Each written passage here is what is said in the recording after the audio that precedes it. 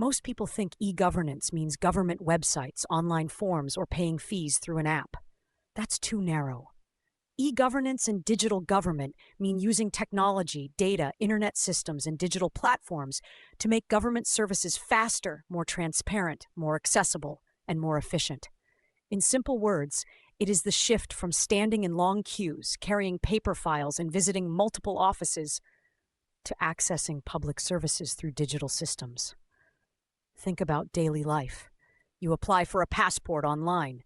You pay tax through a portal.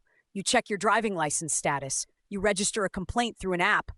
You receive welfare payments directly into your bank account. You book a hospital appointment digitally. You verify your identity through a digital ID. All of this is part of digital government. Not just the website, not just the app. The full connection between citizens, data, departments, services, and technology. And sometimes we use the same idea in normal life without realizing it. Imagine a restaurant using QR ordering. The customer scans the code, places the order, the kitchen receives it, the cashier sees the bill, and the manager later checks sales data. That is not just technology. That is a full digital system, improving speed, coordination, and decision-making. Government uses the same logic, but on a much bigger scale, for millions of citizens and thousands of services. The biggest benefit of e-governance is convenience. Citizens should not have to waste a full day for a certificate, license, tax payment, or basic approval. A good digital government reduces paperwork, saves time, lowers corruption opportunities, and makes services easier to track. If citizens can apply online, upload documents, receive updates, and check progress, the system becomes less dependent on personal contacts and unnecessary office visits. But here's the catch. Digital government is not just putting old forms on a website. That is fake modernization. If the process is still confusing, departments still don't coordinate, data is still wrong, and citizens still need to visit offices after applying online, then the government has only digitized the headache. Real e-governance means redesigning the service, not just decorating it with technology. A strong digital government connects departments.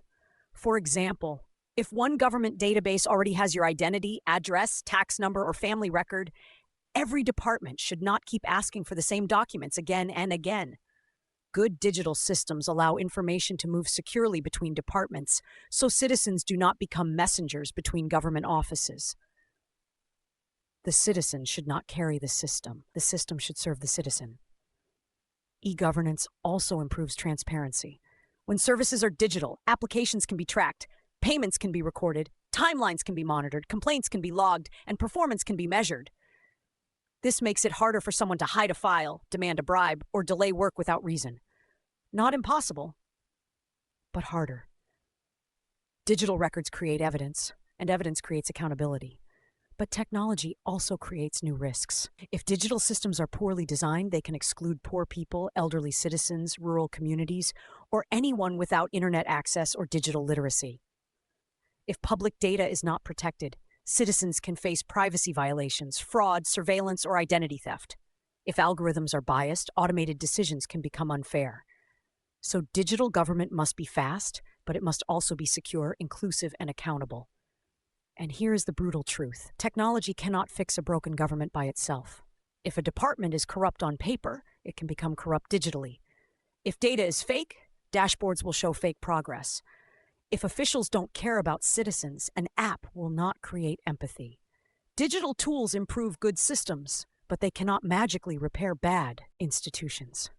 A bad process on a screen is still a bad process. So e-governance is not only about apps and portals.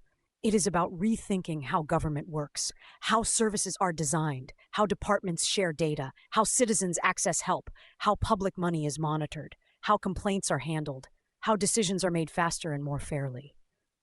At the Learning Studio, we will not study e-governance like a boring technology topic. We will understand it as the digital transformation of the state. Because once you understand digital government, you stop asking only, does the government have an app? And start asking the better question, did technology actually make the service faster, fairer, safer, and easier for citizens?